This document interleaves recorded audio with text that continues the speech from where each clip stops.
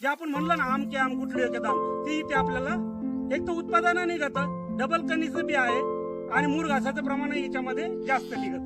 इथं colour B I catch करणारा colour आहे. इथं हा दाणा आहे जो कॅप्सूल चिचुक्यासारखा दाणा आहे. म्हणजे एखाद्याने तुम्हाला कणीस एखाद्या आळेनं खाल्लेलं किंवा ताट आळेनं खाल्लेलं कुठेच दिसणार नाही. हे डॉमिनेटर 401 चा स्टंप, 2 कणसा असून मजबूत आहे एकदम.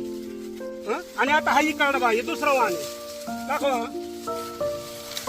पहा, हा फरक आहे. एका ताटाला 2 कंस आहे आणि दोन्ही कंस टोकापर्यंत भरलेले आहे, पाहू शकता 2. आणि बरं इथेच आहे का? नाही. तर हे बघून हे दाखवतो. इथे दाखव, इथे दाखव आणि इकडे हे मध्ये दाखव आणि मध्ये आण मध्ये. हे बघ 2 बरोबर आहे. हे बघ आणि बरं 2 कंस असून दोन्ही बी शेंड्यापर्यंत भरलेले आहे. सर्वात महत्वाचं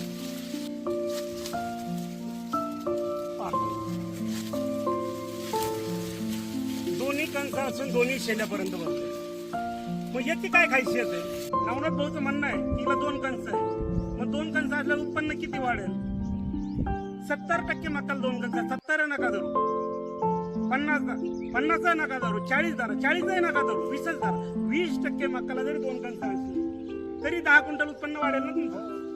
मग 10 क्विंटल वाढलं, आज 2000 रुपयाने जरी भाव घेतला, 20,000 रुपये तुमचं उत्पन्न वाढत. म्हणून इथं उत्पन्न बऱ्याच जण मला फोन येतं की साहेब तुमच्या मकाचं उत्पादन किती येतं.